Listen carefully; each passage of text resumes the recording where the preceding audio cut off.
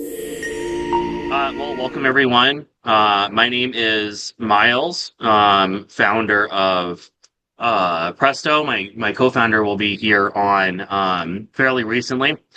We're not here to sell you anything. We definitely won't. So we're not going to even try. Our goal here is recognizing how the world is transforming. It's extremely important that we all understand the necessity of becoming AI native and transforming it within your company. The challenges of that, um, but if the AI model layer was powerful, the agentic layer and the application layer of AI, actually delivering it to industry, delivering it to verticals is challenging. But it is one of the most transformative things we've seen in the history of humankind. With that comes great responsibility. And the only way to really preserve our whole society, honestly, is that we have competing forces, that we have actual, many people having, getting hands-on with this technology and utilizing it. So part of my passion is speaking on these things. I've been speaking on the topic for several years. I've been building companies for over 12 years. So is my co-founder, and I'll kind of go into that. But this is the urgency and necessity of fully integrating AI into your company. Let me go to the next slide here. That's actually not my photo.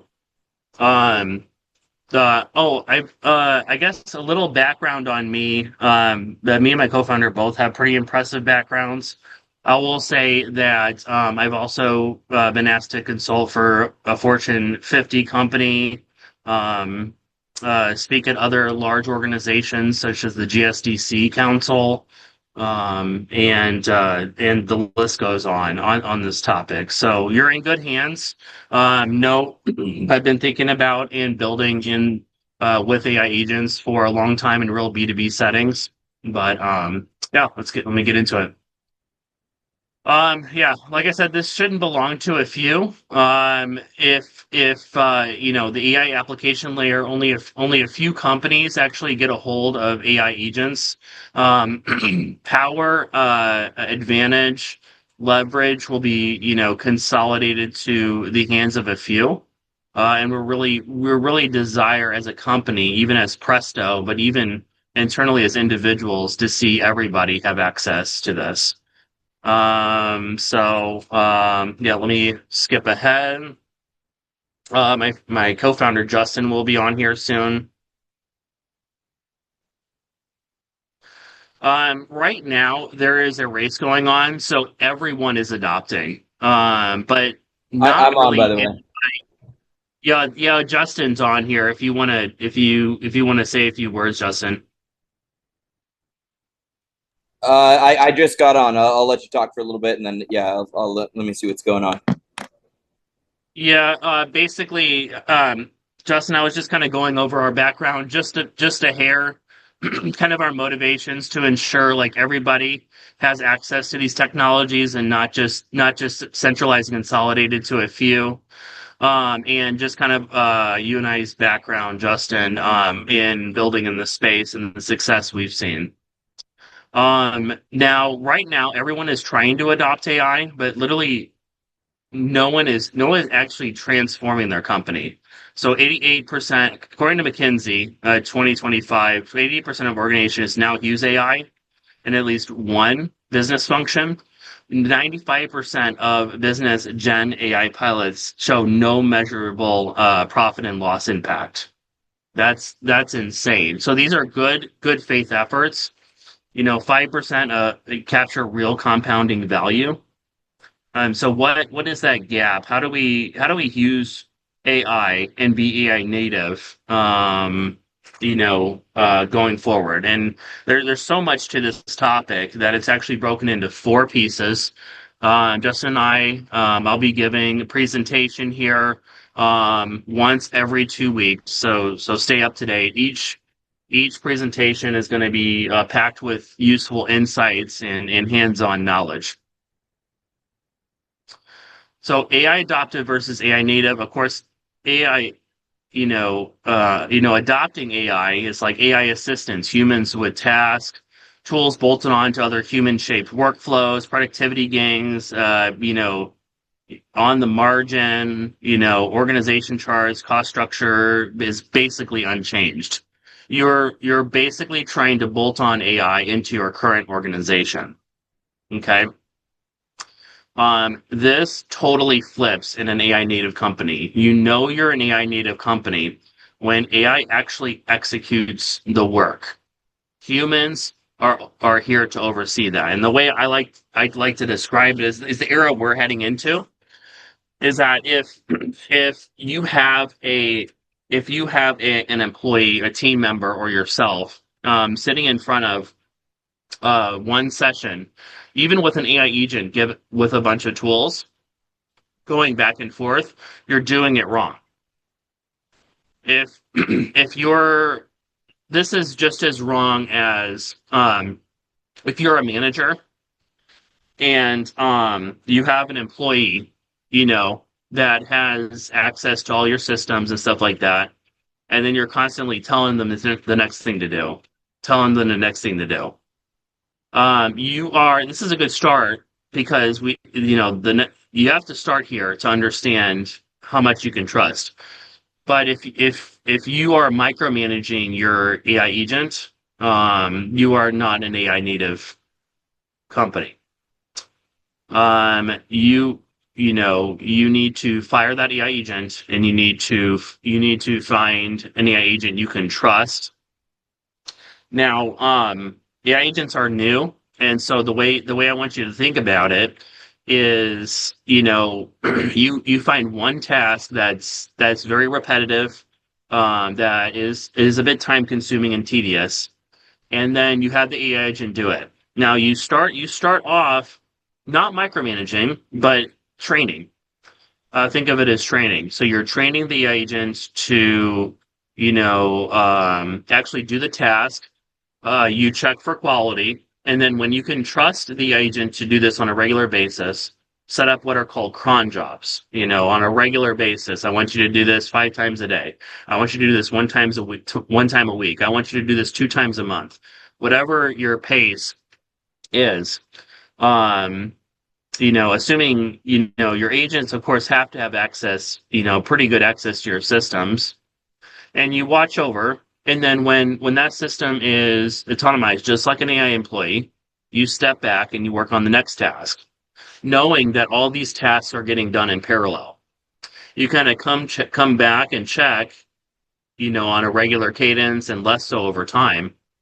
But the work is getting done while you're able to delegate and manage other agents, so to speak, to do the work. You are now becoming a manager. And by the way, in an AI native company, every worker is a manager of agents. Not not just the founders, not just the executives or managers. Everyone. So when we go to manage humans, when we go to manage people, then we are literally looking for people who understand this, who are actually ready to manage agents. We are managing individuals to manage agents. And one person here, and we're this close to it, and I see examples of this in our company, and I see examples in this in some of the companies that we work with, is that people are managing, whole little swarms of agents as they go along. Okay. So this is the real concept. How do we know you're an AI native company? When approximately all the work is being done by AI. How does all the work approximately be done by AI? Not all the work. You've properly taken the painstaking, very challenging path of getting your organization to spend the time to train, to watch over your agents, to direct them, to teach them, to be able to get the work done. Now, this technology is just now becoming available, so, and I suspect everyone on this call doesn't have, this level, but I really want us to vision cast and think. It is very challenging to set this up in an existing organization, but it is absolutely necessary, and I'll go into that more. Um, Yeah, so no, it's no longer about buying tools to get the job done. When you're thinking about maybe a product to purchase or a company to partner when it comes to technology of AI, you have to understand all the systems have to interlink together. And the reality is, what you're going to be looking for is a tool. Um, you're really going to be looking for a tool that intakes all of the information and then is able to utilize all that information and outtake all the information. So kind of bolting on one tool for this, like an AI agent for note taking during meetings, and then going over here and then using a tool for document generation over here, and they don't connect, or they connect loosely, doesn't cut it. So what you want to look for are tools that, are central. Um, I'm kind of loosely going off the slide, guys. I'm kind of riffing here. This is kind of deep inside of me.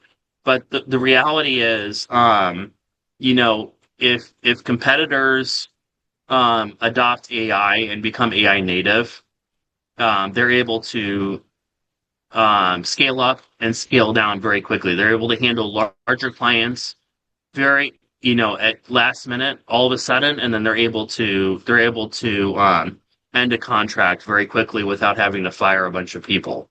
Now,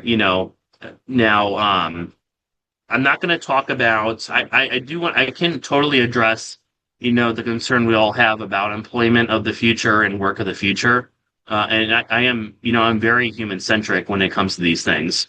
But we can go over that fairly shortly. I think someone has a hand raised. I can totally answer that now. Hey, Miles. Hey, Miles, can you hear me? My name is Michael Dennedy. Thank you so much for this, by the way. Just a quick question. I feel like, a lot of these terms like AI native and workflows and all this are being kind of tossed around, but more of like a generalized terminology.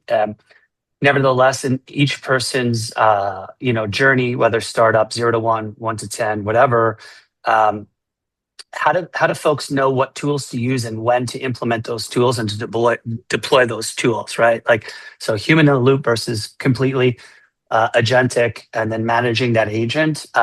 That's the one thing I've been noticing, and I'm sorry to interject. I don't know if we're supposed to ask questions, but I'm just kind of curious about that. Yeah, no, it's fine. Yeah, I knew this would be like a top of mind question around this time.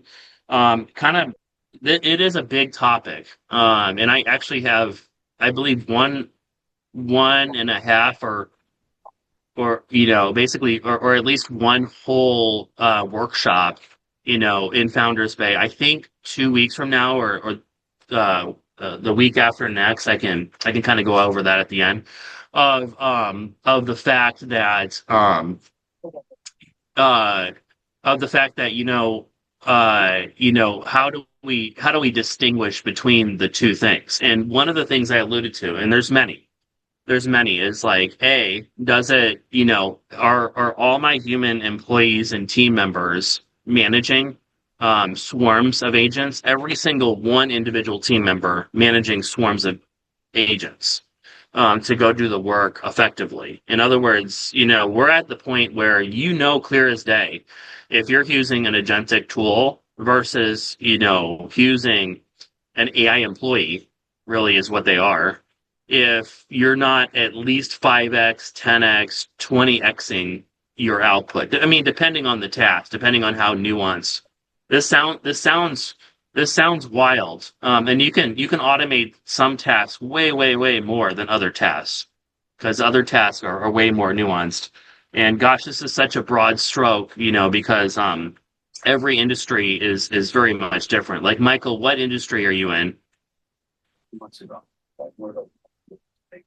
Sorry, I was on mute there. So we're in the actual CI/CD space for coding, which actually crosses multiple industries. Nevertheless, our main focus right now is on gaming, um, but future forward is AR, XR. It's also robotics, defense. We have the capabilities for all of those, but we're just starting in gaming. Nice. Okay. Pretty niche, pretty nuanced. Uh, so like in your situation, there's a lot of taste that humans need to bring to the table. But what you want to look for and kind of prepare thinking maybe a year or two ahead. Well, first of all, today, every company, if you're of any size, 5 employees, you know, uh, uh, 10 team members or higher, you necessarily already have like all of these business tasks that need to get done. You already kind of have like you already have to go through your list of leads and nurture those leads and send emails out and do payroll and like all these things. Those are the kind of the core like everyday business stuff, that you really want to automate sooner than later. But now you're getting into some engineering stuff. You're getting into some like, gaming and defense technology. It takes a lot of taste. It takes a lot of critical thinking. Those are going to be more automated later, and maybe it'll be a while before those things get automated. But what you want to do is empower every employee for sure to be focused on the hardest problems, now instead of doing, busy work or now I got to follow up my Slack. No, an agent now, and we've tested this, can go through your Slack and then it can come to you with a report, like exactly what I need at what time. Um, so you'll know. Is this kind of answering your question, Michael? For starters?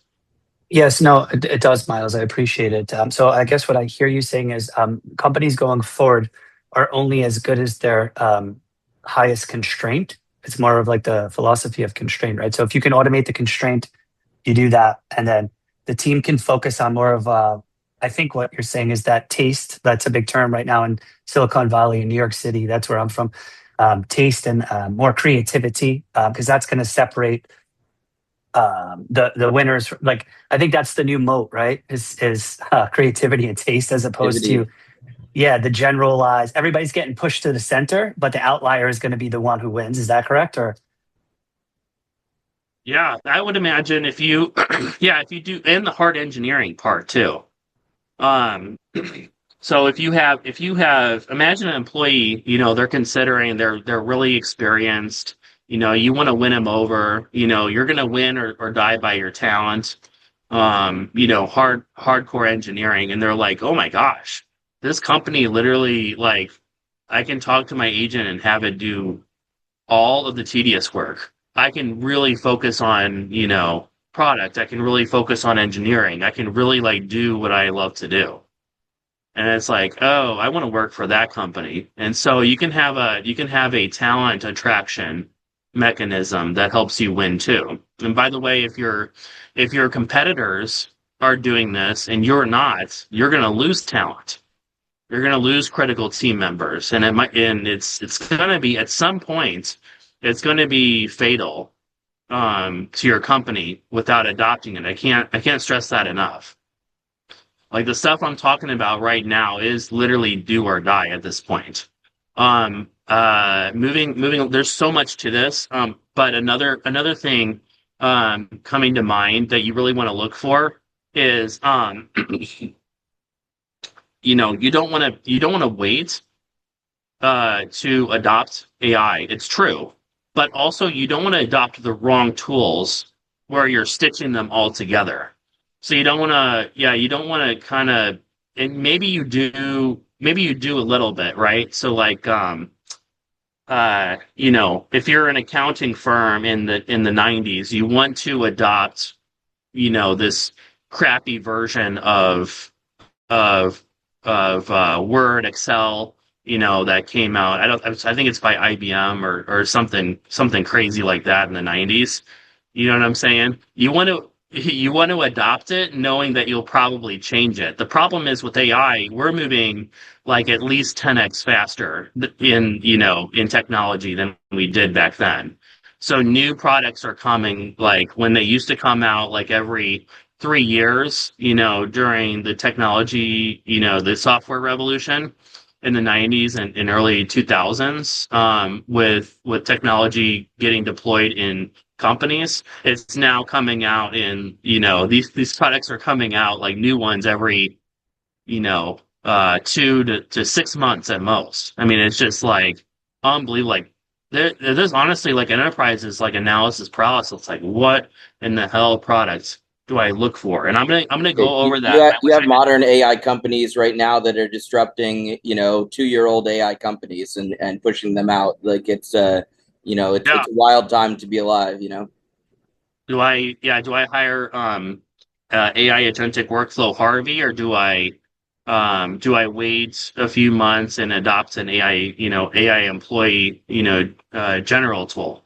One of the things to look for, Michael and everyone, is if it's not remembering and like structuring all your data. In other words, if it's not working with your current systems and you got to rip out your systems, well, if there's a real chance, some chance of having to choose another, AI provider, or build your own, I mean, that's the ideal thing, is to build your own. But if you don't have the muscle for it, or the focus on it, it makes sense. But like it has to be central. What the AI agent that goes into your Zoom and Google Meet has to be the same AI agent, that creates your pitch deck, that creates your sales deck. That it has to be the same central system. And so you got to look for solutions is like, gosh, I have QuickBooks, I have Google um, Workspace, I have Linear. I have all these tools. That agent, like a human, has to interface with all those as well. And if they can't, how can I get it to that point? Or how can it be that way in the future? There at least has to be a promise that it can do that in the future. If it can't interface with literally all, this kind of sounds crazy because we can't think of an example like this. But if an AI agent can't interface and interact with literally all systems, it's not an AI employee. It's just not. It's just not in a. It's not a really robust agent. If you have to rip out your old systems just to go with this new provider, Claude doesn't. Claude, you can like connect your Google Drive and even Gmail and Dropbox and stuff like that. But there's a myriad of systems that just doesn't connect. You can get pretty far with what's it called? They have a third tier product between code and chat called Worker or something. And you can get pretty far and start automating stuff, but it doesn't integrate, with your systems like it should. You'll see it. So yeah, there's just kind of a lot roles and permissions in governments. What provider is like killing it? Like when you give it to when you start to adopt AI and your company's growing, and now you have a few levels of management and you have a new employee, what are you able to give this agent to them, and do they have the right rules, governance, permissions, and are you able to, or is it templated? So it's like a bunch of stuff to answer your question. I'm getting off on a tangent. I'm going to go into this in depth in another presentation and some other landmines to look for. But yeah, is this kind of making sense, guys? Like what in general to look for, what kind of tools and stuff to look for?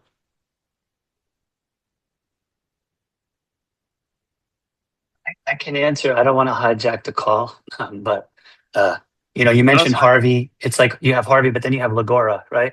So like they're competing, right? So do we use Claude? Do we use Codex? Do we use Gemini? Do we use whatever else, right? So I guess that I think, like you said, there's you mentioned choice paralysis. There's a great book by Barry Schwartz about this from NYU. Like, what chip brand do you buy, right? Like, so I think that's the issue when people throw around the term AI. It's like, what stack do we use at what time? And is people don't like to let go, right? They have attachments, beliefs. So like, how quickly do you let go? Like, hey, Miles, you just recommended people. Let's say Harvey. I adapt Harvey, and now it's like Harvey's no longer good. Should I let that go and then go to Lagora, or how quickly do we have to be what I call quick change artists, right? Yeah, and how painful it is to rip out, a system and then give all your team members a whole new system. It's the toughest thing right now. And it's the right question though, to ask, and it's going to be different for everyone's company.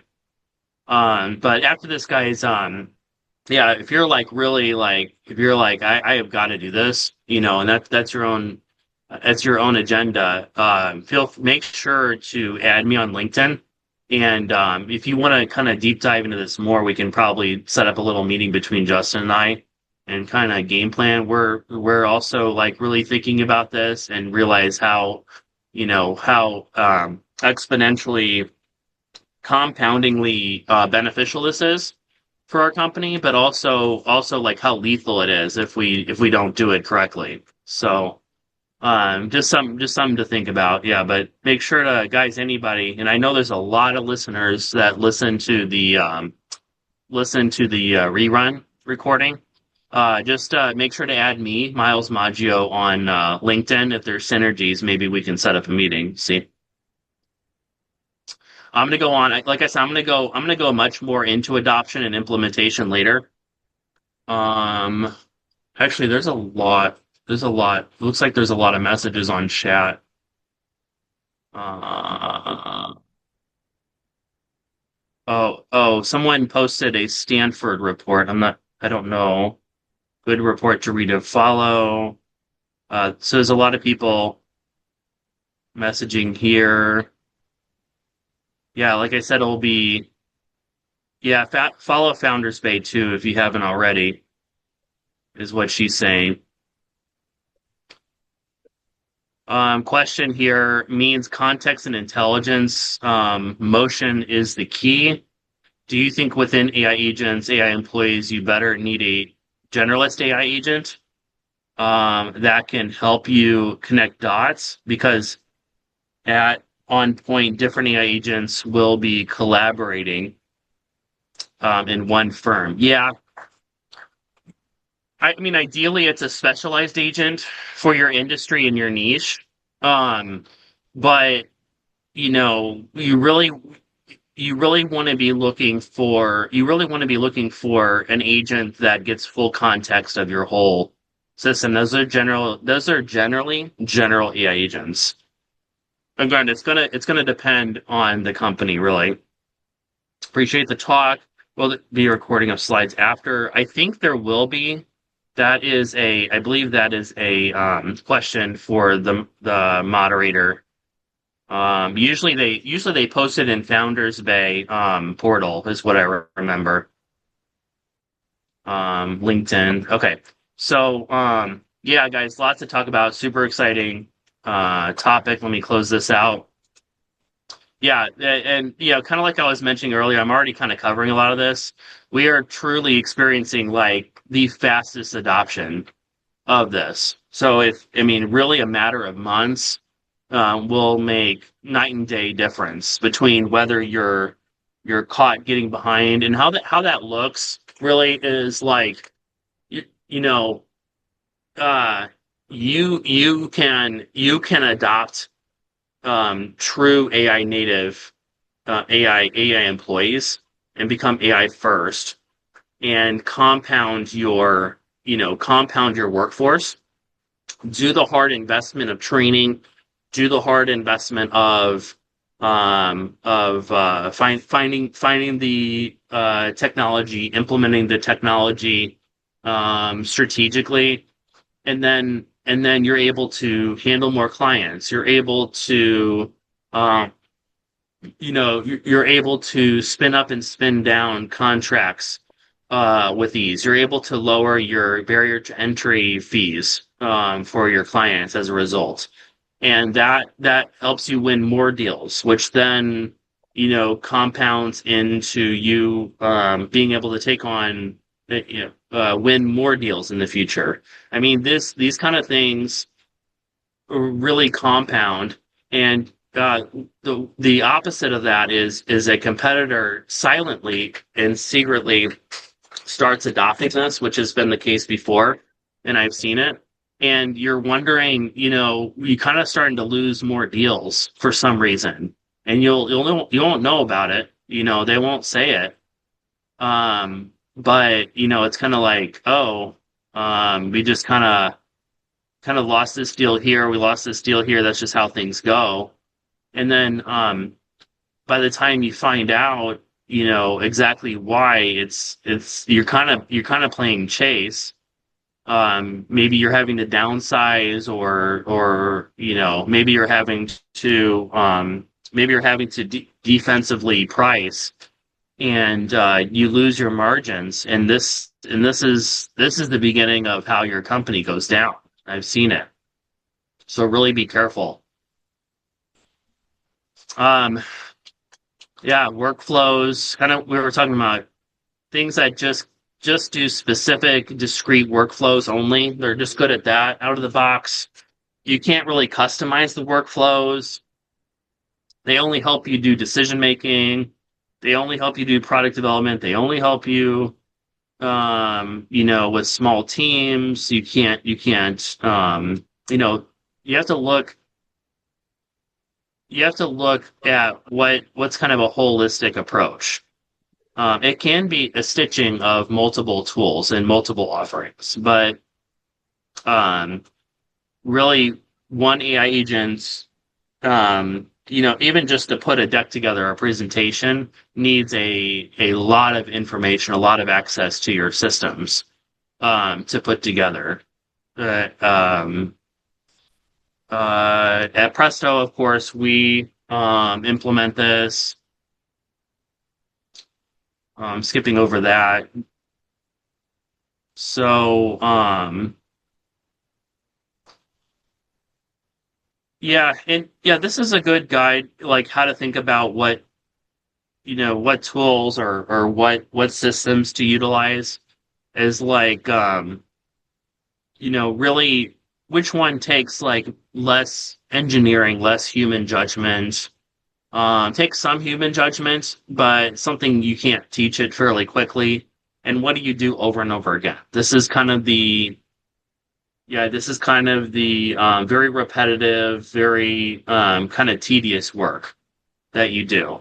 Um, Not the high level business stuff, like creating really important sales decks, or like creating really important pitch decks, sending really important emails, but like, gosh, day to day, responding, General creating outreach. general outreach, yeah, afterwards follow up, like these kind of things we have to automate. We absolutely have to automate. Um, yeah, this is not just an IT project. This has to be fundamental to your company. We'll wait for the tech to mature. Um, you will not have an advantage to it. Yeah, and I would recommend, yeah, really make sure to listen to some of the more implementation and deployment plans. Will really get a good mind. I'll give a really good mindset on how to think about it. Michael, you're asking like exactly the right question, and there's only so much time, but I gave some tips already, but I'm going to go into that in detail, like really how to know, if we take on a technology, and then start to reorganize the whole org and train people. It's a big deal. It's a big project. There's other roadmaps, like how do I present this to the board, and what happens when I inevitably get resistance from middle management, which happens all the time. Yeah, Um, Miles, can I say one quick thing? I was on a call 3 weeks ago with the head of Target, DirecTV, and these uh, folks are saying everybody's got so much code going into their pipeline, they don't know what to do with it now. They don't have the operations and all this. This is what kind of my question is like, how do we help those folks, get through with this? And I'm not trying to plug the company I'm working for, but we have a tool that does that, but we're scaling it to different verticals. But with the amount of code coming out, it's like it's a lot, right? So the amount of code coming out in Target. Um, in other words, like code that needs to be reviewed and checked. Is that what you're saying?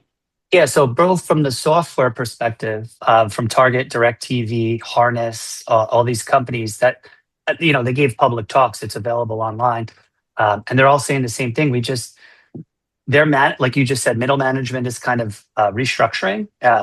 Their C-suite was the board made the C-suite actually release um, product of their own using like codecs and all this stuff. So like the whole organizational structure of DevX is like shifting drastically. Yeah, yeah, yeah. I was on a call with a very successful startup. We were talking about possible synergies. They work for only Fortune 50 companies. That's all they work with. And they kind of courting me because of my skill in implementing AI in business. And kind of they need a whole team of a minimum of six, if not like sometimes 10 or 12 or larger, um, to go into these Fortune 50 companies to do a whole comprehensive plan for implementation. And we went into it in detail, all the challenges. And the guy stopped me. He's like, actually, what we're seeing, the number one killer to AI adoption and implementation is middle management is not dumb. They know like this is most severely going to take out their job. If you can bring tasks, coordinate teams, and check over individuals' work and progress, middle management very subtly and very sneakily sabotages these plans because and they're all talking with each other.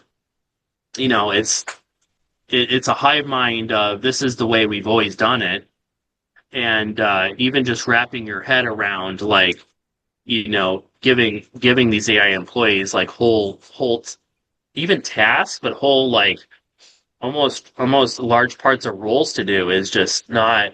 It's really hard for middle management to wrap their head around. And then the moment they get orders new directives and new direction to actually implement it, they're like everything inside of their biology is like, oh no, like this is this is like taking my job. This is like literally going to replace me. There's an example of a Fortune 50 company implementing. They wanted to start a project implementing it, and then they competed against an external provider to kind of ideally automate the same work. And the internal team was sabotaging the external team quite secretly. Um, uh, Adding more guardrails and more requirements.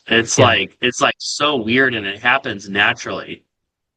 Well, so I just real quick, I went from behavioral science to AI and business strategy and application. That's why I'm so fascinated. Thank you so much for sharing that. And I have some of my best friends left Apple. They left these, pretty prestigious companies, and they have stories of like even different people geographically sabotaging each other because like Israel and Palestine or like India and Pakistan like they wouldn't release the code, like all these different internal things. But yeah, I appreciate Miles, and that's the last I'll go. I know you gotta you gotta go. No, it's fine. This one was more relaxed, guys. I need to be more structured. Well, I was fairly structured this time, but Yeah, the topics coming up in the coming weeks. I'm gonna do this every other week. Is like is gonna need more. Yeah, it's gonna need more structure just by necessity. So watch out for that. I'm gonna have a lot more things to look out for. Yeah, so yeah, I don't think just because we bought AI tools we're transforming. It's about replacing people. It's not actually. Actually, the companies that do this correctly are going to have so much work to do. They're going to have to hire more people. Again, what's like this is the biggest misunderstanding of the age right now. Like people really think AI is just going to replace whole jobs, and it will, but that is going to necessarily result in more jobs. The economics just shift around. The problem is it's happening so fast. Everyone has to take every individual, small company, large company, every actor in our economy has to take responsibility for coming into this new era. They have to. And they have to grab it by the horns because a lot of times the organization will fight you to the death to do so. Everyone's scared.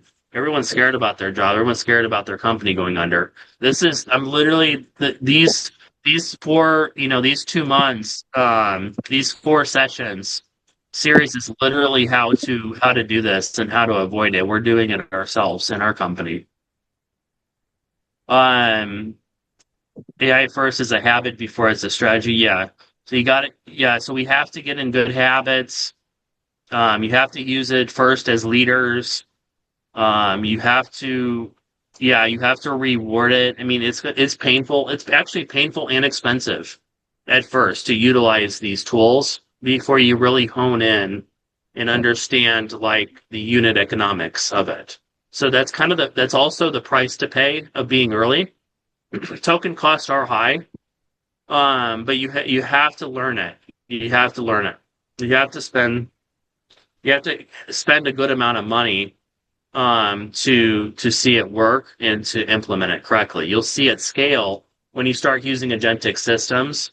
You necessarily have to buy tokens, at the going token rate costs and not just utilize current systems. Let's see, I got another connected with you and Justin on LinkedIn. Yeah, guys, make sure to connect with me. Also, Miles Maggio. If you see synergies, guys, we can set up a meeting too. I'm super passionate about this topic, and everyone's company is so different. So we all have to have AI.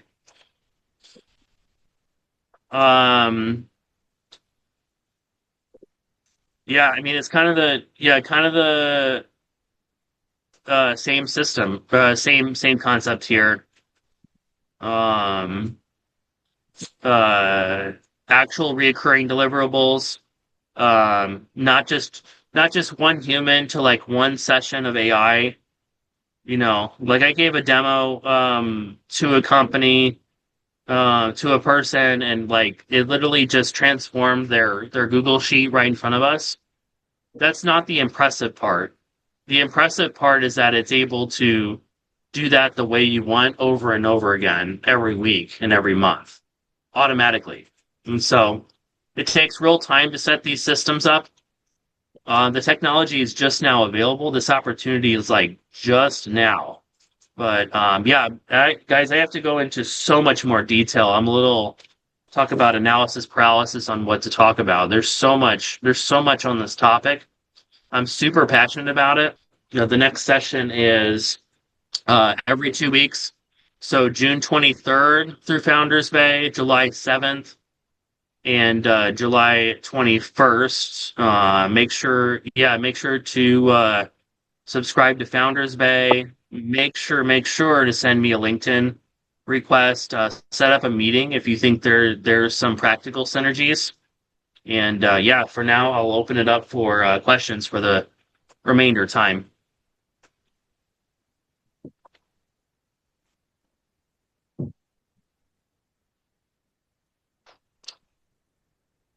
Justin, you have anything?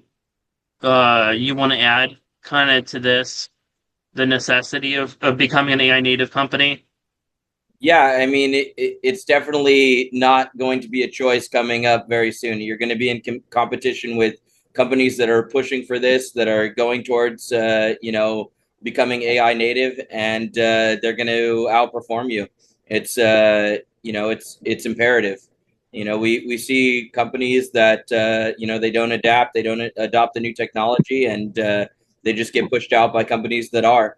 I mean, I would say that we're like the bleeding edge in building these AI employees right now, and there's all sorts of companies out there that are saying, oh, we have agents, we have all these things that can help you, but not they're not actually able to work on the same level with all the different pieces of infrastructure that you have pre-built into your company. So they end up having to use stitching together 10 or 15 different things in order to try to get the one thing that they're really looking for, and you really want to go after something that's going to be able to do all the tasks that you're going to need it to do and remember everything, so that it has a shared memory base. It can operate between tasks. It can understand what your company's doing, and the strategic goals, so that when it operates, when it sends these emails, it knows the context of what you're actually shooting for. RK asked, how do you overcome organizational resistance to AI adoption without conflict? This is actually the number one hardest thing. I had a vacation rental property management company that I transformed to becoming AI first, towards the goal of becoming AI first. And there was a lot of resistance. There was a lot of resistance, even from individuals that were like close friends of mine, And I don't know. There is something deep within the human biology to protect oneself, and protect one's, regular everyday habits. That is not really well understood, and is not logical. It's not it's not. I mean, I think actually, we're gonna find out, and history might tell the story of every single company that tried to go really truly AI native, in the way that I'm describing, that is 10 employees or more, literally couldn't. There might be like sub 1 to 2% of companies that successfully do this. And there might be some extraordinarily outliers of large enterprises that do this, but at extreme costs, at people quitting or silent sabotage. We'll hear some insane. I think we'll hear some insane stories of this. I think it is the hardest thing. But the best advice I was given by a mentor is, don't even try. You literally have to start a new division that reports to you, the founder, directly, that starts to implement this. And you actually need like a snake shedding its skin over, the 3 to 5 to 10 year game plan for your enterprise is literally watching that new division, kind of that almost like new company within the company, the startup within the company, grow and expand and become the major revenue base.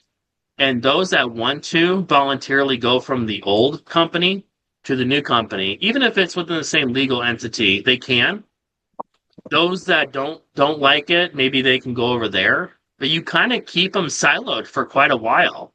Maybe they benefit from each other a little bit, but you protect the new baby of a startup that you're literally creating inside your organization, and you don't let pessimism and negativity. You hire and promote those that are kind of going along with the agenda of managing agents as a priority, being AI first, all the turmoil and all the stuff, and then you eventually, like Cokedex or Blockbuster, you just kind of eventually you know you're going to shed off the old skin. Like it's going to be so resource constrained, so revenue constrained that the whole other division, the old paradigm of division is just going to naturally fall off like an old dead skin. But you have this new, huge growth revenue. You have this huge potential. And so you say that's like the only way to save a larger company is that model, that framework of thinking about things. So that's what I would do if I had a large organization and had to do this over again. That's what I would have done in Kingdom Stays, if I were to do it over again. Also costly to start up a new silo and division, time wise and money wise, but yeah.